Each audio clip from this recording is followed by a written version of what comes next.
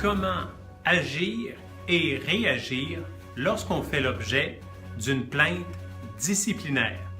C'est l'objet de cette capsule d'aujourd'hui.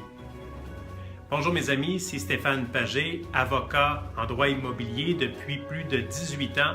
J'accompagne les entreprises, les professionnels lorsqu'ils ont des problèmes et des défis. Alors avec eux, je travaille à identifier des solutions.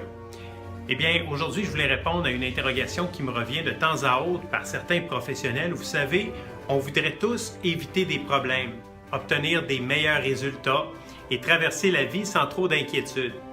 Il arrive malheureusement que certaines embûches se dressent sur le chemin de professionnels. Et c'est dans des cas comme ceux-là qu'on peut avoir des réclamations en matière disciplinaire. Eh bien, si la situation vous est déjà arrivée ou est arrivée à un proche, vous savez que ce n'est pas des situations fort agréables. Évidemment que pour gagner sa vie, il faut avoir son permis d'exercice, que ce soit comme courtier en valeurs mobilières, courtier immobilier, avocat, notaire ou peu importe. Eh bien, si vous avez déjà vécu une situation comme celle-là, vous êtes évidemment à la recherche de solutions. Puis, je voulais vous partager 3 conseils pratiques pour savoir comment réagir si une telle situation se présente. Le premier conseil que je vous donnerai est celui-ci. Si vous êtes contacté par le syndic d'un ordre professionnel ou d'une association professionnelle, je vous dirais de collaborer assez rapidement, c'est-à-dire de collaborer avec le syndic et de ne pas tenter de vous cacher et de ne pas prendre les appels. Cependant, avant même de communiquer avec le syndic, si vous avez un soupçon ou une interrogation sur des activités passées qui pourraient vous mettre la puce à l'oreille, vous pouvez consulter un avocat, un professionnel pour savoir un peu comment vous diriger dans ce chemin.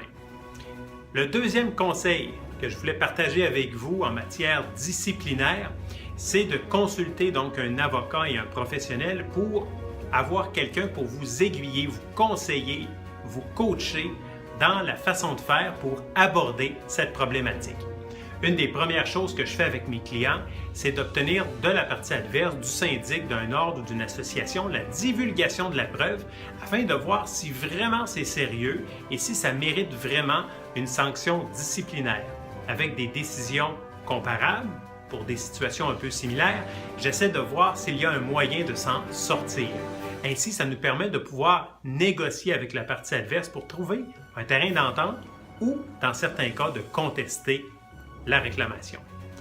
Troisième conseil pratique que je voulais vous donner dans des situations comme celle-là, c'est d'éviter d'envenimer la situation, de le diffuser sur les réseaux sociaux. Gardez ça pour vous parce que tout ce que vous allez diffuser et écrire pourront revenir contre vous.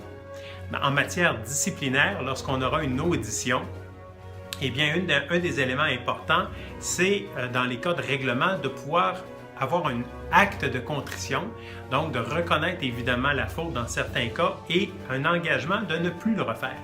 Si vous avez peinturé plein de commentaires sur les médias sociaux, il pourrait être difficile pour le comité de discipline de vous croire et l'information circule tellement vite.